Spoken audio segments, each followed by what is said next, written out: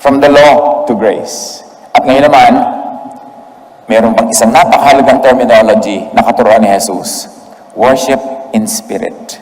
Anong ibig sabihin to worship in spirit? Yung bumubula ang bibig mo, worship in spirit ba yun? Diba? Yung inaakyat mo yung kortina, nakakarating ka sa kisame, worship in spirit. Ano ba talaga yan? Anong ibig sabihin ng age of the spirit? Na nung si Jesus dumating, pag-ahon niya sa tubig from baptism, bumaba yung Espiritong Banal sa kanya. The age of the Spirit has obviously dramatically begun. And climaxing in the arrival of the Spirit at Pentecost. A new age had begun, the age of the Spirit. Pero maraming mga nagsasabing Kristiyano sila, patuloy silang under the age of the law. May naiba na. Kung may na born again, na iba ka born again from the law to grace, may na born again din sa age of the Spirit. From what to what? At yan ang ating sisikaping hinga ng kaliwanagan mula sa Diyos. John 4:21-24. Jesus said, God is Spirit. So the people who worship Him must worship in spirit and in truth. Ano yung contrast niyan? Because the people in Israel at the time were worshiping in form, in format, in material way. Mga insenso, mga apoy, mga dugo, mga ganyan-ganyan, mga chants. Ang worship nila noon, format, program, ritual. Sabi ni Jesus, no. Things should change. You should now worship in spirit, in truth. Beyond the material expressions that you already see, there must be a high form of worship, and that is to worship in spirit. At yan ang pag-aaral natin ngayon, worship in spirit. Turuan niyo po kami, Ama. Kasihan niyo po kami. Bigyan niyo po kami ng kaliwanagan. Palayain sa kadiliman. Palambutin ang aming puso na kuminsan ay pinapatigas ng law. Teach us. Be our speaker. Be our teacher. In the name of Jesus we pray. Ang ating pag-aaral ay John chapter 4:4-54. And in between those many verses, meron tayong mga ilang verses na gugunitain para lalong bigyan ng diin yung itinuturo ng ating main verses. John 4:4-6. Kinailangan dumaan si Jesus sa Samaria. Dumating siya sa isang bayan na tinatawag na Sychar. Dito matatagpuan ang balon ni Jacob. Dahil napagod si Jesus sa paglalakbay, umupo siya sa tabi ng balon. Halos katanghalian na noon. May isang Samaritanang dumating upang umigib, at sinabi ni Jesus sa kanya, maaari bang makiinom? Of course, we know that Jews never went to Samaria. May hidwaan ng mga Jew at ang mga Samaritans. Ang mga Jews ay sumasamba sa Mount Zion, nandun ang templo nila sa Jerusalem, at ang mga Samaritans sa Mount Gerizim sila sumasamba. Nagko-compete ang mga Jews at mga Samaritans kung sino mas banal, sino mas malapit sa Diyos, kung kaninong templo ang tunay na tinitirahan ng Diyos, at kung saan bundok talaga matatagpuan ng Diyos. Tulad ng maraming sekta ngayon, may contest na nun pa. Nagpapaligsahan. So si Jesus, dramatic. Kasi Hudyo siya eh. Tapos pumunta siya sa Samaria. Ang mga Jews, iikot ng malayo imbes mag-shortcut through Samaria. Kasi umiiwas sila sa mga Samaritans. Saan consider nila yung marurumi, mga second class na mga nilalang. Si Jesus, hindi lang nagpunta sa Samaria, umupo pa siya doon sa balon na pinupuntahan ng mga tao para umigib. And here comes a woman, Samaritan na nga, woman pa. Tapos sabi ni Jesus, pwede bang makahingi ng maiinom sa iyo? Parang ang daling basahin yan ngayon eh. Pero kung nabubuhay ka noon, napaka-revolutionary niyan. Hihingi ka ng tubig sa isang babae, lalaki ka. Tapos Samaritan siya, Jew ka pa. Sinabi sa kanya ng babae, ikaw ay Hudyo, lalaki. At Samaritana naman ako, babae. Bakit ka humihingi sa akin na inumin? Sinabi niya yon sapagkat hindi nakikihalubilo ang mga Hudyo sa mga Samaritano. O kaya, another translation which is equally correct, Hindi gumagamit ang mga Hudyo ng pinggan o tasa ng mga Samaritano. In other words, sasalo kang babae ng tubig, ginagamit ang kanyang timba, hindi gagamit ang Hudyo ng timba na yun na ginagamit ng Samaritano. So sabi niya, paano ka nabibigyan ng tubig? You are a Jew. I am a Samaritan woman. Why? Why, oh why, are you asking me, of all people, for a drink? So you see, tradition, history, race, gender, define and confine thinking and behavior. At itong encounter na ito ay hindi lang tungkol sa hihingian ng tubig. Ang tunay na pinag-aaralan dito ay kung paano kinukulong ang isip ng tao. Paano kinukulong ng tradisyon, paano kinukulong ng doktrina, paano kinukulong ng kultura at ng mga gender assignments. Diba? Jesus came to set free. Kaya talaga ang pag-uusapan nito, kulungan. Ano ba ang kulungan sa istoryang ito? Jesus sets free from these prisons and limits, which are really thoughts, mindsets, constructs in the mind. Ang tunay na kulungan ay hindi pader, hindi bato, hindi rehas. Ang tunay na kulungan ay isip. Kaya papalayain ni Jesus ang isip para lumaya ang katawan at ang lahat-lahat.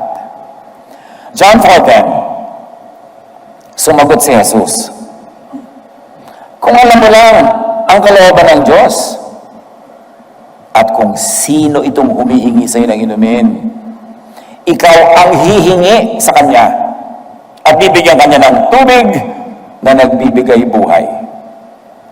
Kala mo kung sino ka, tubig mo lang dyan, may butete pa galing sa balon. Kung kilala mo lang ang humihingi sa iyo, hindi ka magsasalita ng ganyan eh. Sa akin ka hihingi ng tubig na hindi lang first class, but super class. Tubig na nagbibigay buhay. Sabi niya, I would give you living water. And this living water could be received only by an open mind, by a new mindset. Kasi paano ka nga hihingi kung yun lang tubig na yun, ayaw mong ibigay dahil meron kayong divide, cultural divide, religious divide. Sabi niya gano'n, kung matatawid mo lang yung pader na yan ang utak mo, pupunta ka sa akin, hihingi ka, ang ibibigay ko sa iyo, tubig na nagbibigay ng buhay. Buhay na walang hanggan. Pero para makamit yan, dapat tumawid ka sa pader na yan. Dapat lumabas ka sa utak na yan para matanggap ang grasyang ito. The gift of God is freedom in and through Jesus, the Holy Spirit. Freedom from confinement and limits set by the Jewish scriptures and law. Bakit pumasok ang Jewish scriptures and law sa usapan? Yun naman talaga, nagli-limit sa kanila eh. Pati mga Samaritan are limited by their scriptures, by their laws.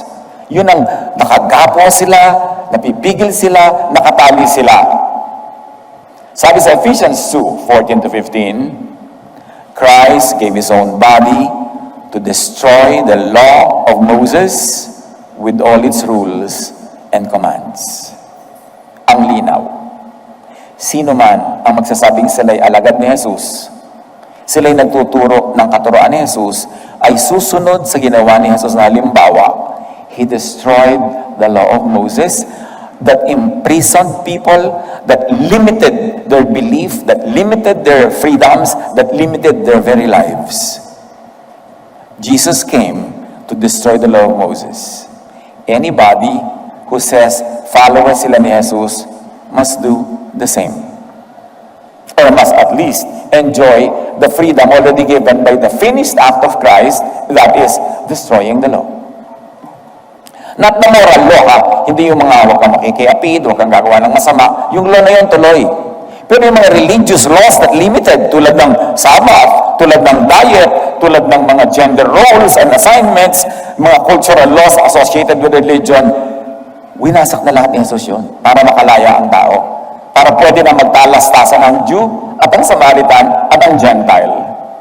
Galatians 5:1, so Christ has truly set us free. Now make sure that you stay free and don't get tied up again in slavery to the law. Nakita niyo kung paano tawagin ni Paul ang law? enslaving. Sabi niya, pinalaya na kayo. Huwag na kayo magpapatali pang muli sa pagkaalipin sa mga batas na yan ng relihiyon ng Israel. John 8:36, so if the Son sets you free, you will be free indeed. And what part of our anatomy is set free by Jesus? Our brains, our mind, our mindset. Because really, there is only one true prison under heaven. That is the mind. Kaya ang mission ni Jesus, papagliwanagin yung isip, palayain yung isip. John 4:11, sa pagtutuloy ng kwento. Nagsalita ang babae, Ginoo, malalim ang balong ito at wala ka namang pansalok. Saan ka kukuha ng tubig na nagbibigay buhay? You have no tool and you cannot use mine because you're a Jew. I am imprisoned by that thought, and so must you be imprisoned. So there can be no helping between the two of us because we are limited by our traditions, by our scriptures, by our religions. Ang issue is Jewishness, race, religion as limitation. And actually, Jewishness, race, religion are issues of thought. Isip. Anong iniisip mo tungkol sa'yo? Shaped by your religion, by your race. John 4:12, ang balong ito ay pamana pa sa amin na aming nununong si Jacob, pagyayabang pa ng babae. Dito siya uminom. Gayon din ang kanyang mga anak at mga hayop. Higit ka pa ba sa kanya? Sumagot si Jesus, ang bawat umiinom, ang bawat subscriber ang bawat umiinom ng tubig na ito'y muling mauuhaw. Ngunit ang sino mang umiinom ng tubig na ibibigay ko sa kanya ay hindi na muling mauuhaw kailanman. Ang tubig na ibibigay ko ay magiging batis sa loob niya. At patuloy na bubukal at pagbibigay sa kanya ng buhay na walang hanggan. Can you imagine that? Ang ibibigay ni Jesus, built-in, dala-dala mo, portable batis. Kahit saan ka magpunta, dala mo. Kahit lumayo ka sa balon, wala kang pansalok, meron ka nun. It becomes a fresh, bubbling spring within them, giving them eternal life.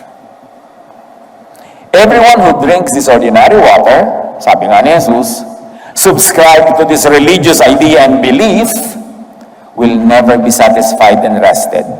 Pag ipinagpilitan mo yung Samaritanness mo, aking Jewishness, pare-pareho lang tayong mamamatay sa uhaw. Walang masisiyahan. Anyone who subscribes to this religious idea and belief will never be free from having to repeatedly need and draw from deep wells. Actually, malalim yung sinasabi ni Jesus eh. Beyond the water na pinag-uusapan nila. Springboard lang yung tubig na yun, pero pumupunta na sa ibang tubig ang usapan. Pag yung tubig lang na yan, ang aasahan mo, lagi ka lang mauuhaw. Pero kung yung tubig na ibibigay ko, yun ang kailangan mo. Walang uhaw-uhaw. God's gift through Jesus is living water within, from within. Therefore, it is internal, it is personal. Balong ng tubig ng buhay mula sa loob, mula sa kalooban. Hindi galing sa ilalim ng lupa, hindi galing sa bundok, hindi galing sa templo, hindi galing sa relihiyon, nasa kalooban. Ang laki ng nakataya sa usapang ito. Pati yung mga religious sentiments nila nakataya. Kasi lahat yun mabubuwag kung maiintindihan ng nakikinig kung ano ang tubig na tinutukoy ni Jesus. Luke 17:20-21, some of the Pharisees asked Jesus, when will God's kingdom come? So iniisip nila external yung kingdom, darating from far away to near, from outside to inside. Jesus answered, God's kingdom is coming, yes, but not in a way that you can see.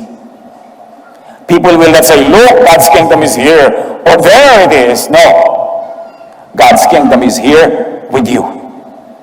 Within you, inside you. Yan lahat ang tamang translation ng with you, within you, inside you. ang kaharian ng Diyos ay nasa inyo. Imagine, mga kapatid, kung anong kahulugan ito, that the kingdom of God is inside you. Ano ang magiging kahulugan noon sa pakikipagrelasyon mo sa templo, sa relihiyon, sa mga religious leaders, sa mga religious verses, religious traditions? Yung pala nasa iyo, nasa loob mo yung kingdom of God. Ba't mo kailangan kumuha sa labas? Life within, life from within. Wala sa labas. Huwag umasa mula sa labas. Huwag umasa sa iba. Not in temples, not even in corporate religions. Kaya galit yung templo kay Jesus eh. Mawawalan sila ng business. Acts 17:24, ang Diyos na gumawa ng sanlibutan at lahat ay hindi naninirahan sa mga templong ginawa ng tao.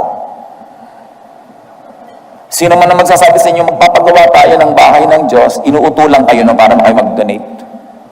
Walang bahay ang Diyos. Hindi kailangan ng Diyos ng bahay. Neither does God live in physical idols or bring it higher in conceptual idols or doctrines made by man. Hindi nagtitira at hindi nako-confine ang Diyos sa templong physical, sa image o idol na physical, at hindi rin siya nakukulong sa mga constructs, sa mga doctrines, sa mga theologies. God is above and beyond all that. Hindi ka pwedeng maka-invento ng theology na nailagay mo yung Diyos sa loob. Hindi mo siya mapagkakasya.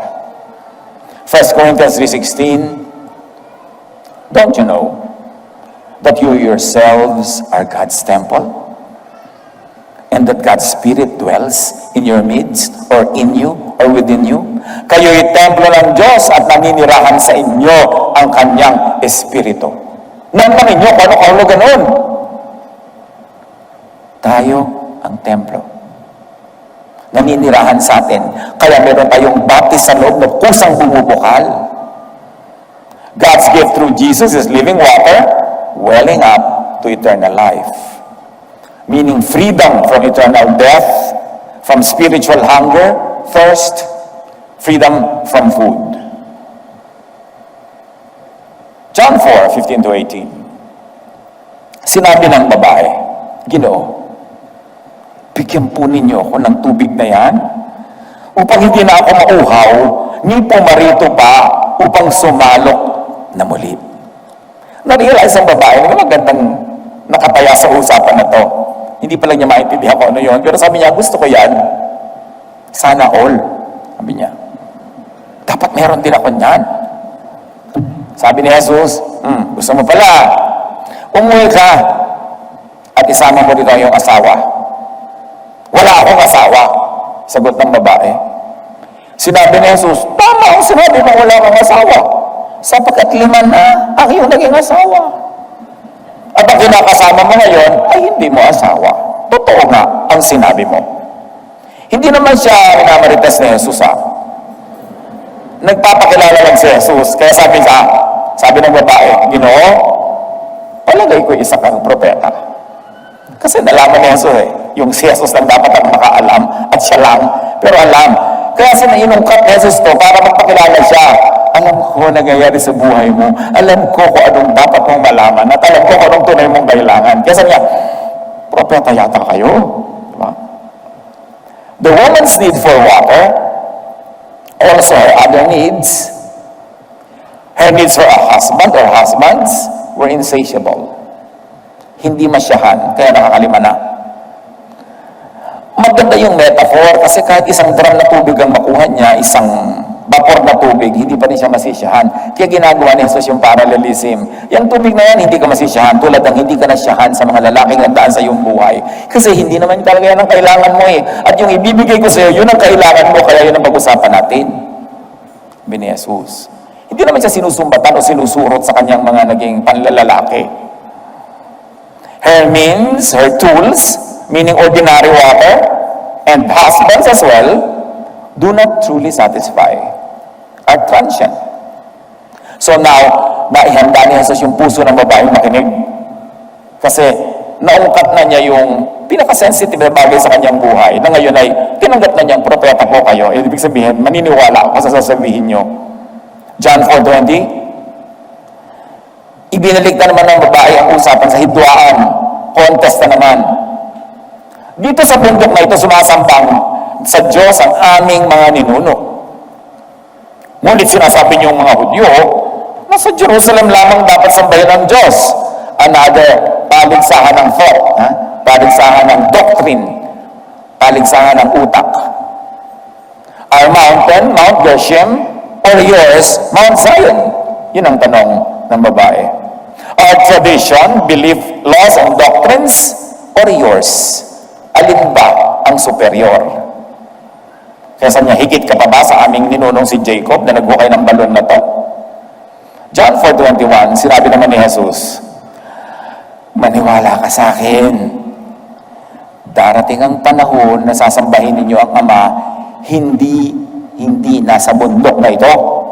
Hindi rin sa Jerusalem. Ibig sabihin, mali kayo, mali rin ang mga Jew. Darating ang panahon na lalabas ang katotohanan, hindi naman talaga dyan sa dalawang bundok na yan dapat sambahin ng Diyos. Not on the Samaritan nor on the Jewish mountain, which also means not on the Samaritan or the Jewish tradition, beliefs, laws, and doctrines, not on the Samaritan and Jewish thought. Not there. The truth is not there. The spring is not there. Ang tunay na sumasamba sa Ama ay sasamba sa Kanya sa Espiritu at sa katotohanan. Hindi sa lugar, hindi sa bundok, hindi sa building, hindi sa liturgy, hindi sa ano paman, hindi sa doktrina, hindi sa scriptures, sa spirit and truth. Sapagkat ganyan ang uri ng pagsambang ninanais ng Ama. Bakit? Ang Diyos ay Espiritu. At ang mga sumasamba sa Kanya ay dapat siyang sambahin sa Espiritu at sa katotohanan. In thought. Not a physical location, not a man-made temple, not by outward actions, activities, gestures, rituals, or programs, not by man-invented religious formula or man-formulated doctrines and dogma, not by form, formality, and text, not in ignorance or falsehood. God is Spirit, therefore God is Word, thought, idea. Kaya si Jesus, in the beginning was the Word. In the beginning was the idea, the thought, the concept. Ang usapan, sa isip, wala dyan sa mga nakikita sa labas. And His worshipers must worship in the Spirit and in truth, in the Word, in thought, in idea. And if you like to bring it another level higher, worship must be done in spiritual impulses, vibrations, frequencies from within to the heavens, into the circle of God. Dapat malinaw kung saan lumilipat. From within the person into the heart of God. Direct. Romans 8:26. We are very weak. And may I suggest we are very weak in thought. But the Spirit helps us with our weakness. We don't know how to pray as we should. But the Spirit Himself speaks to God for us. He begs God for us, speaking to Him with feelings too deep for words. You see, sabi, we don't know how to pray. Tapos sa atin ka ng prayer meeting, may listahan, ito ipagpe-pray mo. Ito ipagpe-pray. Abang, mabuti ka pa, alam mo. Kung ano ipagpe-pray, samantalang habi ng Romans, ang Espiritu, hindi nga tayo makapag-pray, magpe-pray na for us in our behalf, kasi hindi tayo makaspeak ng spiritual language at this present limitation. We don't know how to pray, do not presume. So ganun, but the Spirit prays for us, speaking in God language to God for us, who do not speak that language at the moment. So worship in spirit and in truth supersedes tradition, doctrines, and even religious scriptures. Tandaan niyo yan. Ang tunay na worship in spirit, lampas sa scriptures na written, sa doctrines na ginagawa ng mga tao, at sa mga tradisyon, lampas. Kasi kung hindi, edi alam natin how to pray. We don't know nga sa kabila ng maraming doctrine. Worship in spirit and truth defines, redefines, transcends, interprets, reinterprets, updates, and upgrades everything. Ang spirit ay hindi lang motif, hindi lang flavor.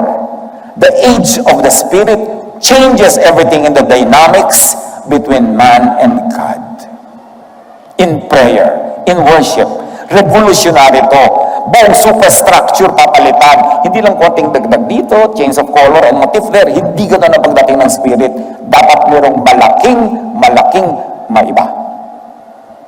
The teachings of the Holy Spirit and Jesus are beyond and above written, fixed, and fossilized religious texts. Hindi masama ang religious text. Ang daming matututunan. Hanggang ngayon, may mga universal values na matututunan.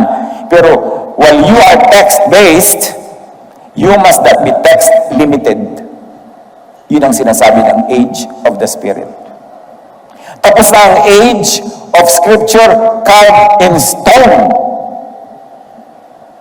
Dahil ibibigay na ng Diyos ang Spirito directly to people. Bypassing stone, bypassing temple, bypassing religions, direct to the hearts of people. Siyempre, ayaw ng religion yan kasi nawawalan sila ng franchise, nawawalan sila ng power, nawawalan sila ng control. Ayaw nila yan. Kaya galit sila kay Jesus.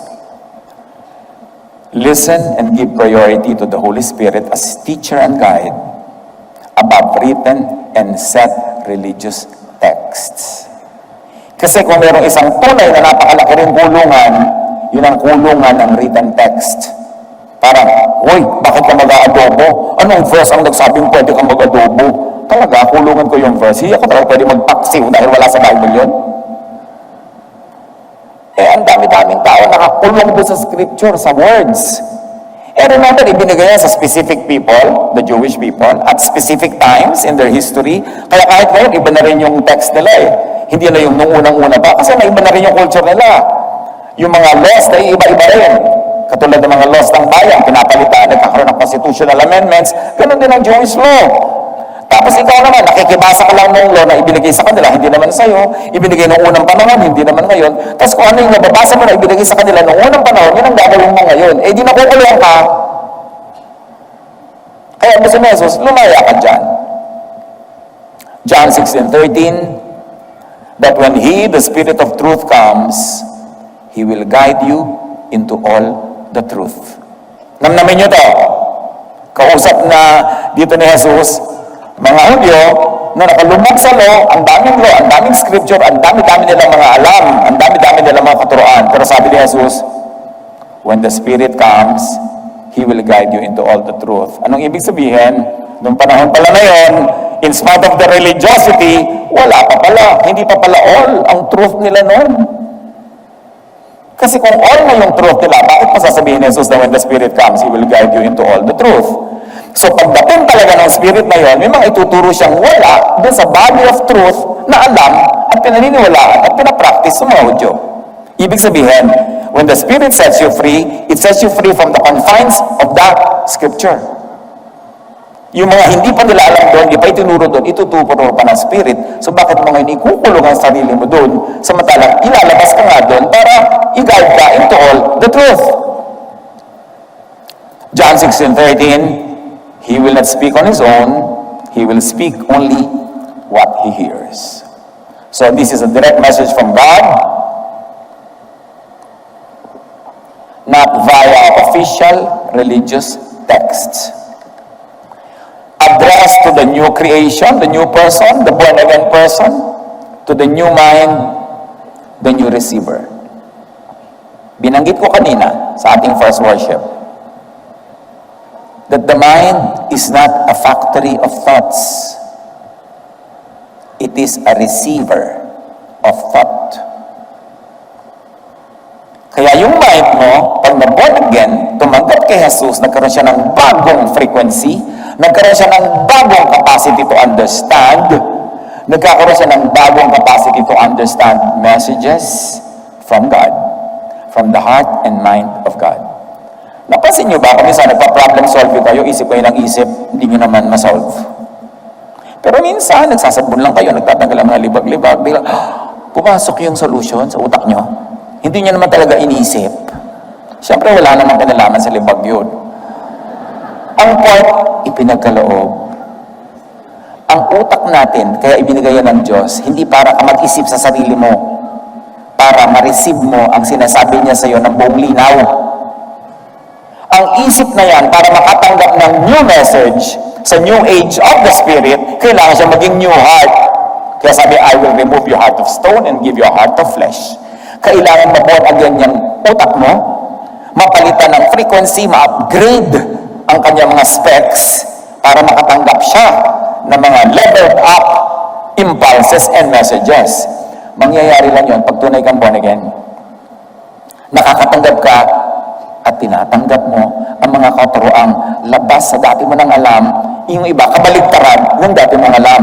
Kasi kung si Jesus darating para ulitin niya yung dati nang alam, wala naman siya idadagdag, walang iiba yun, pa siya dumating, sayang naman yung pagod niya.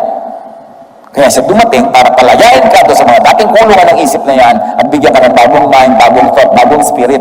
At binigyan ka rin ng bagong command. Ipinalit sa lahat ng laws, isang command, love.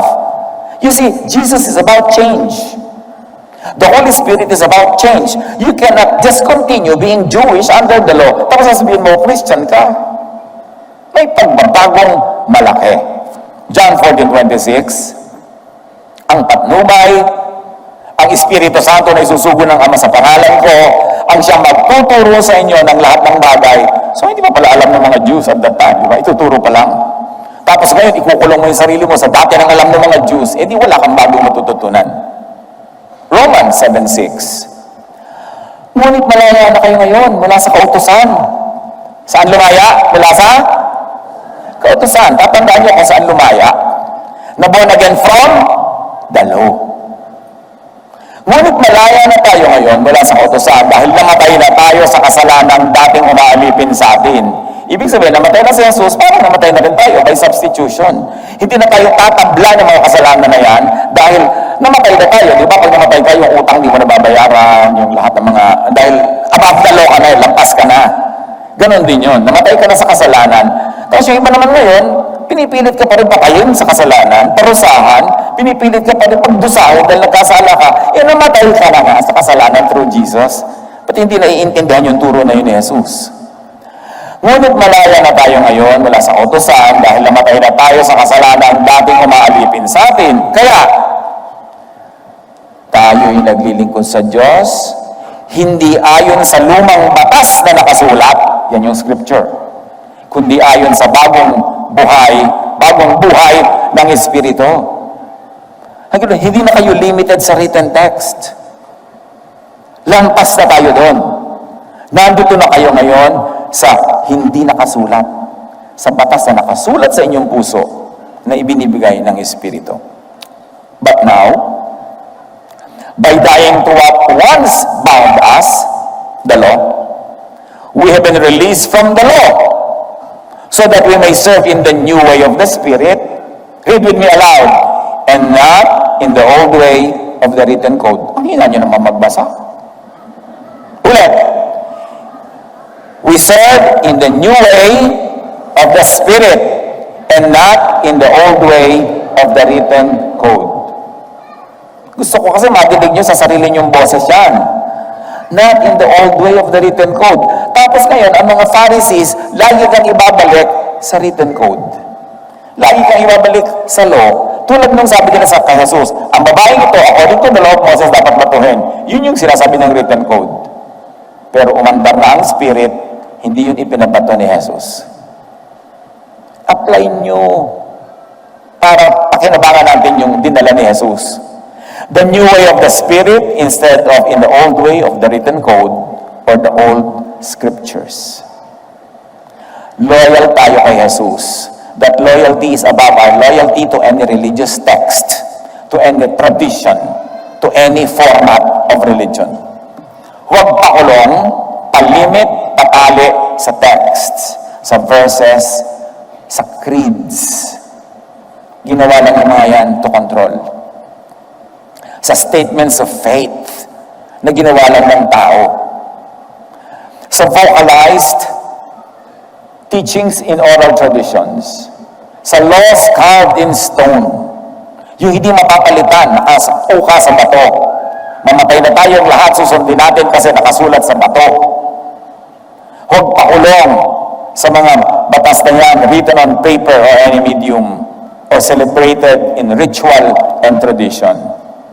The age of the Spirit, the age of Jesus says, give space to personal, new, unprecedented, out-of-the-box revelations, teachings, guidance, inspirations, thought of the Holy Spirit. The Holy Spirit is teacher beyond, above traditional religious writings and verses. Huwag kayong pakulong sa mga tao na may verse mo, may basis ka ba dyan, ang kama mo, bilog. Pati karte ng kama ko, hahanapan ko talaga ng verse, sister. Pero meron talaga na nabubuhay. Kulong na kulong, wala ka nang pwede gawin kung hindi sinabi ng verse. Pinalabas ka na nga doon para ka lumaya.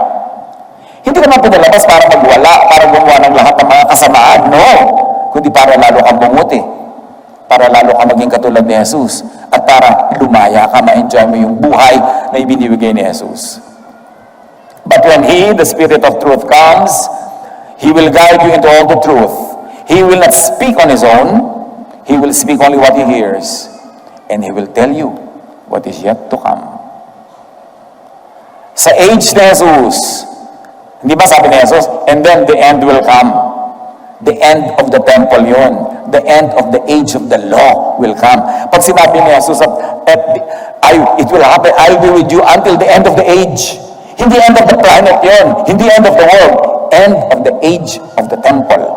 End of the reign of the law. I will be with you to usher you into the new age of the Spirit of freedom and love. Hindi sapat sobrang manindigan at magbatiga sa mga traditional beliefs, hindi dapat. And practices. Kasi sabi nga ni Jesus, hindi pa yun all truth. Sabi niya, the Spirit will reveal to you all truth. So, ibig sabihin, yung body of knowledge sila at that time, hindi pa yun all. May kulang. The Holy Spirit will not speak on His own, unlike Israel's religious teachers, but speak even from a higher and the highest authority. Not from human institutions that they have, but from heaven. Tapos i-ignorin mo. Lahat ikukulong mo na naman sa verses. Walang nangyari. The Holy Spirit will speak of things the Israelites had not even heard before. From the religious authorities, traditions, and doctrines. So huwag pakulong sa isip, sa utak, sa belief ng ancient Israelites. Hindi tayo limitado sa naging limitasyon nila. Hindi tayo inuutusang ikulong ang sarili natin sa mga naging kulungan nila. Dinala na ni Jesus ang mga Israelita to a new age of the Spirit and freedom. Tapos yun ang mga non-Israelites who were never under the law, nung naging Christian, doon pa nagsaling pusa, doon pa nagpailalim sa law. Yung mga Jews pinalaya na ni Jesus sa law, ikaw naman na hindi Jews, sasali ka pa. Ano ba naman yun? Konting pag-iisip.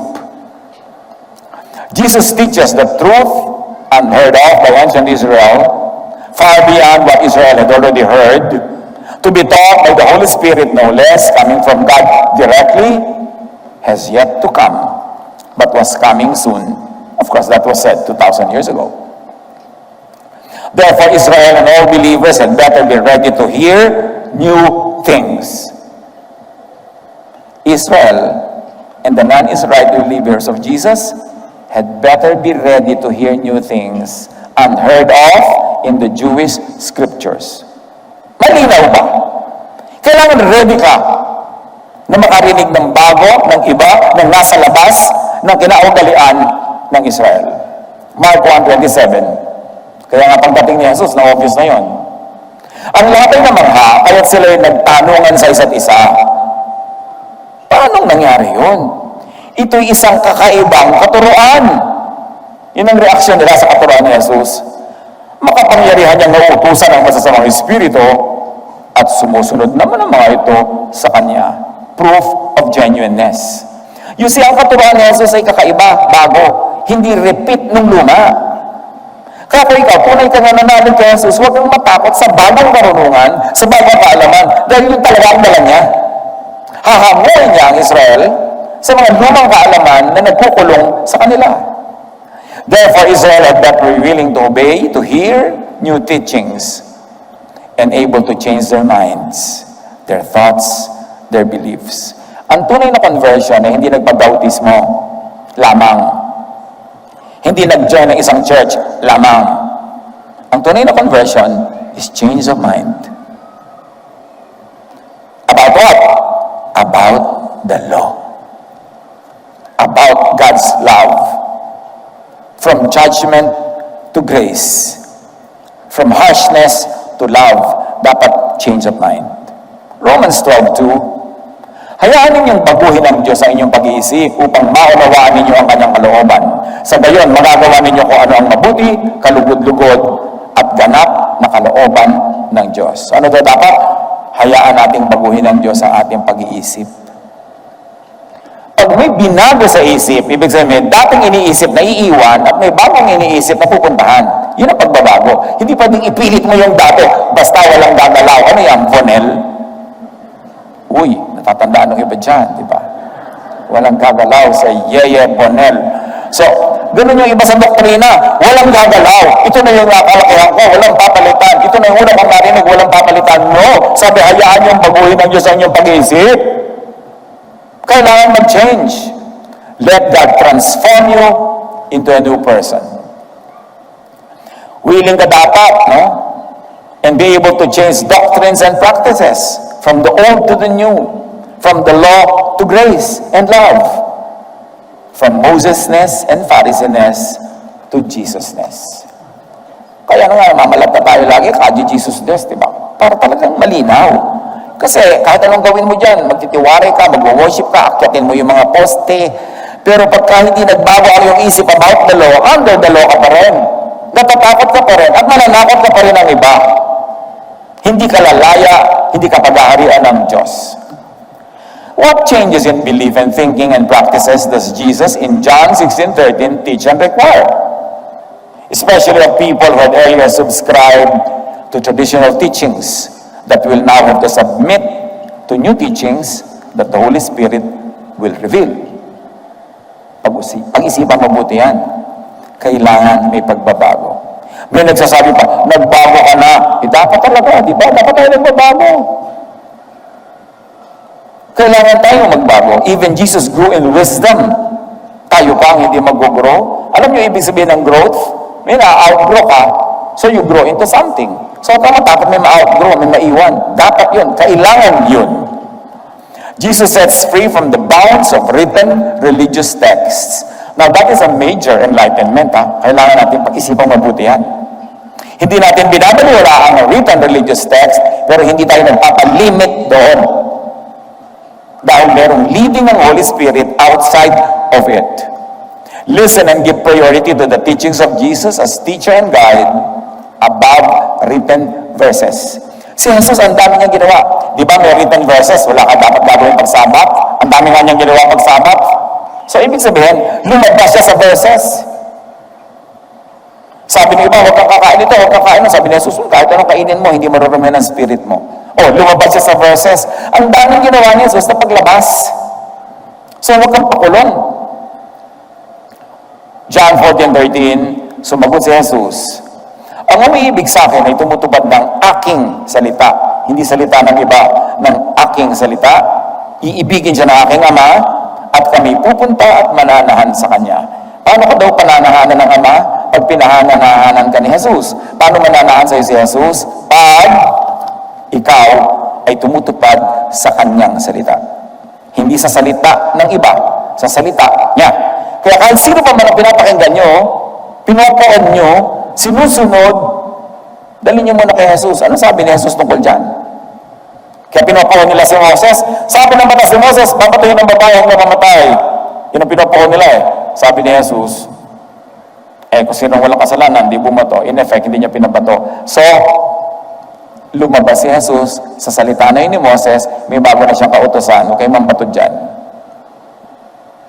Pag mambabato ka pa rin ngayon ang makasalanan, Moses ness yan. Hindi yan Jesus-ness. At ano ibig sabihin? Hindi mananahan sa'yo si Jesus. Sinabi na nga niya pag sumunod ka sa aking salita, mananahan ako sa'yo, pati ang Ama. Kami mananahan sa'yo. Kaya hindi nakakapagtaka. Maraming nagsasabing Christian sila pero hindi nananahan ang Ama at ang Anak at ang Espiritu. Ibig sabihin, hindi naghahari yung pag-ibig, kapayapaan. Ang naghahari, galit, judgmentalism. Kitang-kita mo. Mark 1:27, the people who were also amazed, the people were all so amazed that they asked each other, what is this? A new teaching. Inuulit-ulit ko lang at Tagalog, English, binabalik-baligtad.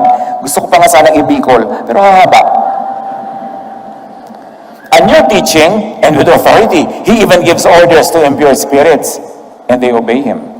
So mayroong proof of heavenly authority ang paglabas ni Jesus sa scriptures. Mark 6:34, pagbaba ni Jesus sa bangka, nakita niya ang napakaraming tao. Nahabag siya sa kanila sapagkat para sila mga tupang walang pastol. In spite of the religious scriptures and teachers of the law and Pharisees, wala pa rin silang pastol. Nakakaawa pa rin. Kaya't sila itinuruan niya ng maraming bagay. Obviously, ang tinuro ni Jesus, labas doon sa dati na nilang alam. Jesus sets free from the bounds of traditional interpretation of scriptures. Jesus does not set free only from the texts. Jesus also sets free from the traditional interpretation of those texts. At marami siyang ginawa niyan sa New Testament. Basahin niyo mabuti. What Jesus teaches is not always equivalent to what the Jewish scriptures teach. It's very clear. See it in scripture. What Jesus teaches is not always equivalent to how the Jews interpreted their own scriptures. John 13:34, isang bagong utos ang ibinibigay ko sa inyo ngayon. Magmahalan kayo. Kung paano ko kayo minahal, gayon din naman, magmahalan kayo. Ang simple pa lang, diyan pa lang ba, sumusunod ng mga Kristiyano na wala nang ginawa kundi magbatuhan, magbaligsan, mag-contest, magsiraan. So alam ko, hindi ito sumusunod kay Jesus. Ang sinusunod nito, Moses-ness. John 14:21, ang tumatanggap sa mga utos ko. Diba? Nag-echo pa yan. Hindi utos ng iba.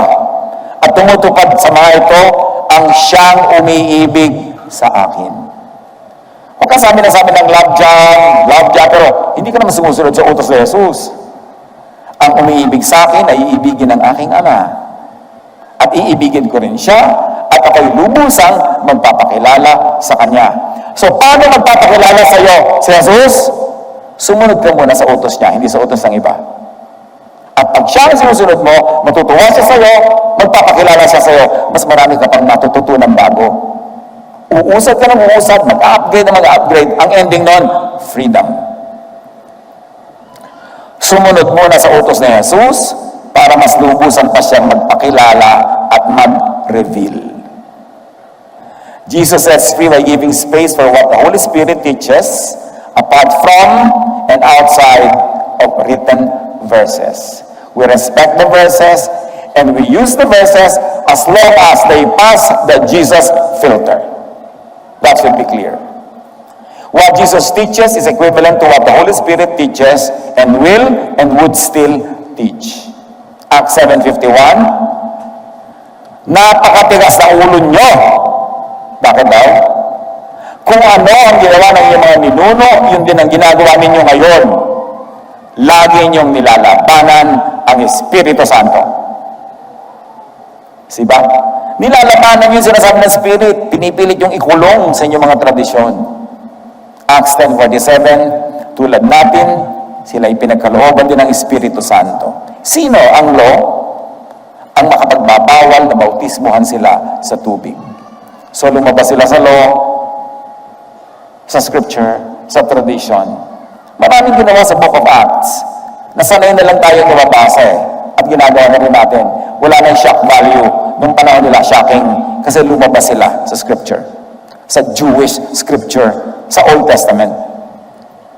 Romans 8:6, the mind governed by the Spirit is life and peace. So, meron na ba tayong peace? Yun ang ibig sabihin na govern ka ng Spirit. Pag hindi pa, govern ka pa ng law. Kaya ka takot, kaya ka afraid, kaya ka guilty. Romans 8:6, so letting your sinful nature, and it is sinful by law, control your mind, leads to death. Do you know that there's hell in the mind? Hell in the heart? People who are ruled by the law will always have hell in their hearts and minds because they will always be guilty. They will always be afraid. And yun yung hell in your heart, hell in your mind. But when you understand grace, God's forgiveness, God's love, ano mangyayari? You let the Spirit control your mind, leads to life and peace. Ang mangyayari sa isip at puso, kingdom of God. Paano mapupunta yung kingdom of God in your heart and mind? When you are ruled by grace, by love. But as long as you are ruled by the law, it will be hell in your mind, hell in your heart. Sapagkat hindi espiritu ng pagkaalipin ang inyong tinanggap upang kayo'y mamuhay sa takot. Sa halip ang inyong tinanggap ay ang espiritu ng pagkukhok upang kayo'y gawing mga anak ng Diyos. Kaya tayo tumatawag sa Kanya ng Ama, Ama ko, Abba, Father. 1 Samuel 10:6, sa oras na yon, lulukuban ka ng espiritu o kaya ng kapangyarihan ni Yahweh. Ika'y sasama sa kanila at gagawin mo rin ang ginagawa nila. Magbabago ang iyong pagkatao. 2 Samuel 23:2, nagsasalita sa pamamagitan ko ang espiritu ni Yahweh. Ang salita niya ay nasa aking mga labi, hindi limited to written verses. Kahit pa ng Old Testament, nagsasalita ang Spirit. Marami lang hindi nakikinig. Kaya sabi, katulad kayo ng mga ninuno nyo, wala kayong ginawa, kundi labagin ang Espiritu. At ito mga kapatid, namnamin nyo itong verse na to. Ha? Joel 2:28. Pagkatapos ito, ipagkakaloob ko ang aking Espiritu sa kanina. Lahat ng tao, hindi na yun franchise ng mga religious leaders lamang. Ipagkakaloob ko ang aking Espiritu sa lahat ng tao. Ipapahayag ng inyong mga anak na lalaki at babae ang aking mga mensahe. So, lalaki at babae magpapahayag ng mensahe. Tapos ngayon, yung mga Pharisees, bawal mag-preach ang babae. Bawal magpastor ang babae. Hindi pwede magsalita ang babae. Hindi si Jesus ang sabi noon. Kaya yun man, padadaanin mo sa Jesus filter. Sasalain mo kay Jesus. Para ano pa, Jesus is Lord of Lords. Kung masusunod pala, nagbabawal sa babae. Ipapahayag na inyong mga anak na lalaki at babae ang aking mga mensahe. Magkakaroon ng mga panaginip na wala sa scripture, walang verse. Magkakaroon ng mga panaginip ang inyong mga matatandang lalaki at makakakita ng mga pangitain ang inyong mga kabataang lalaki. Lahat ng yan, wala sa written text. Outside of written religious texts. They will step out of tradition, of scripture, of the old mind. Mga kapatid, yun ang age of the Spirit, nagsimula na noong Acts chapter 2. Nung sinabi ng mga taga-Jerusalem, uy, lasing yata kayo, ang gagawa ng mga apostol, ba't kayo ganyan? Sabi ni Pedro, hindi kami lasing. Ito yung sinabi ni Joel. Lahat magtuturo, lahat mayroong katuruan, lahat may revelation. Pero syempre, after Acts chapter 2, sinupress uli ng church yun. Kinontrol uli ng mga pare, ng mga religious leaders. Sila lang uli ang may karapatang magsalita. Nag-backslide actually ang Christian church, bumalik sa law. Kaya dapat palayain natin doon at dalhin natin talaga sa grace kung saan gusto ni Jesus na magpunta ang kanyang church. Luke 4:18, ang Espiritu ng Panginoon ay sumasa akin sapagkat hinirang niya ako upang ipangaral sa mga mahihirap o naghihirap under the law ang magandang balita ng God's love and grace above the law. Isinugo niya ako upang ipahayag sa mga bihag ng law na sila'y lalaya by grace at sa mga bulag dahil sa madilim talukbong ng law na sila'y makakakita. Isinugo ako upang palayain ang mga inaapi ng teachers of the law and Pharisees. Yung mga parenthetic expressions, suggested serving yun. But you know, when you really synthesize the readings, doon ka uuwi, doon ka pupunta. Romans 8:2, and because you belong to Him, The power of the life-giving Spirit has freed you from the power of sin that leads to death. Sa pamamagitan ng kautusan ng Espiritong nagbibigay buhay, dahil sa pakikiisa natin kay Kristo Jesus, pinalaya na ako mula sa kautusan ng kasalanan at kamatayan. Jesus sets free by decriminalizing spirit-led breaking and stepping out of the law. Kasi alam niyo, kini-criminalize ng mga Pharisees ang pag-step out of the law. Pagka hindi ka na sumunod sa law, criminal ka na. Pagka may ginawa ka na hindi prescribed by the law, criminal ka na. No. Jesus sets free. Jesus decriminalized spirit-led breaking and stepping out of the law. As very, very graphically expressed, yung babae, hindi niya sinunod yung law, hindi niya pinabato. Galatians 5:18. Salamat na lang, 50 pages na lang pala natitira sa notes ko. Okay. Lapit na to. Galatians 5:18. But if you are led by the Spirit, church, read. You are not under the law. Tiyakan nyo lang na Holy Spirit, baka naman Spirit of the Glasya ka, madami naman mga Spirit of the Bote, tiyakan nyo lang Spirit na Holy. Ibig sabihin, wala siyang ipapagawa sa inyo na hindi sangayon sa pag-ibig, kabutihan ng Diyos expressed in Jesus. Jesus pa rin yung filter. Para may protection ka rin kung ano Spirit ang maisip mo dyan. But if you are led by the Spirit, you are not under the law.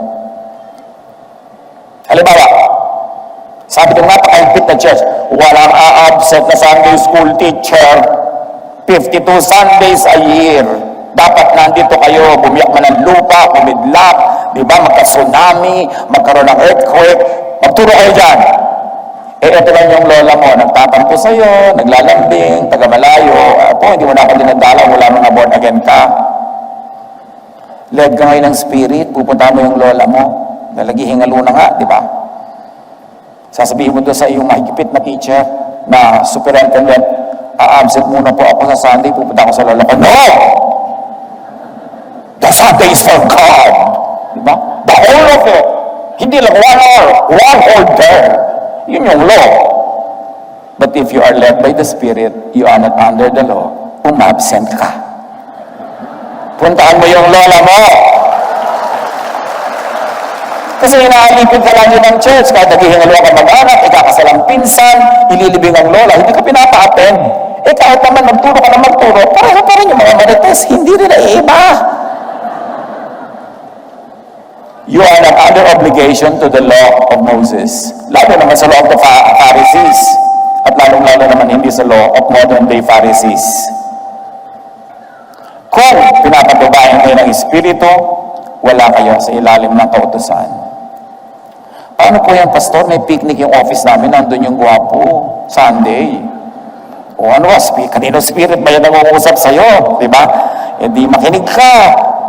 Baka naman mapagsarahat ka na ng langit, di umabsent ka ng isang araw. Ano ba naman yun? Magsasara ba yun, Diyos, dahil lang pumarada ka sa harap ni Guwapo sa picnic? Pero i-demonize siya ng mga Pharisees. Bawal sumaya, bawal umibig, bawal magka-girlfriend, bawal magka-boyfriend. Pag tumanda ka namang dalagat binatag na sakit ka, di ka naman aalagaan ng mga deacon na yan. Ito, lagaan ka ng mga yan. No. Kaya makinig ka sa Spirit. Ano ang malalaman Spirit? Loving, user-friendly, helpful, kind, accommodating. Yun yun. O palakpakan nyo kung gusto niyong pumarada. Kung pinapatnubayan kayo ng Espiritu, wala na kayo sa ilalim ng kautusan. Para ano pa dumating si Jesus? Dumating age of the Spirit. Tapos lahat pala ng gagawin mo, nakatali ka rin. Gumising ka, maruha. Kailangan, kasi matagal tayong inuutok ng mga Pharisees, kinukulong, kinukontrol. So not only by written texts, ang lahat-lahat. Listen to this. Be verse-based, but do not be verse-limited. Yes, maganda, may verses yung mga ginagawa mo, may verse references. Pero marami kang pwedeng gawin na wala sa verses, tulad ng magluto ng adobo. Talaga kahit mangisay ka, hindi mo makikita yan doon. So, huwag kang ganun, huwag kang literal, huwag kang masyadong legalistic. Grow up beyond and out of the scripture box. into the Spirit-filled skies. In the age of the Spirit, the sky is the limit. Huwag mo lang i-break ang kaisa-isang command ni Lord, love. So, pwede ko na po palang nakawan ng kapatid ko ng mana. Loving ba yun? Hindi po. Ay, hindi pwede yun. Kasi may love na role, na law. At i-apply mo yan sa lahat ng bagay. And you can never go wrong if you applied love. Luke 2:52, and Jesus grew in mind, in wisdom and stature, and in favor with God and man. Who grows in favor with God? Those that grow in wisdom. And to grow in wisdom, you have to outgrow old wisdom. Huwag matakot mag-grow. Luke 5:37-39, and no one pours new wine, and may I say grace. No one pours new wine of grace into old wineskins mentality. Otherwise, the new wine will burst the skins. The wine will run out, and the wineskins will be ruined. No, new wine, grace and love, must be poured into new wineskins, into new minds. Ang new teaching na love and grace, kailangan tanggapin ang new mindset. Palitan yung utak, palitan yung capacity, yung vibration, yung channel, para makatanggap ng bagong meaning. New thought into new receivers. Ephesians 4:15, rather, speaking the truth in love, we are to grow up in every way into Him who is the head, into Christ. We are to grow up into Christ. Not into Moses, not into anybody, into Christ.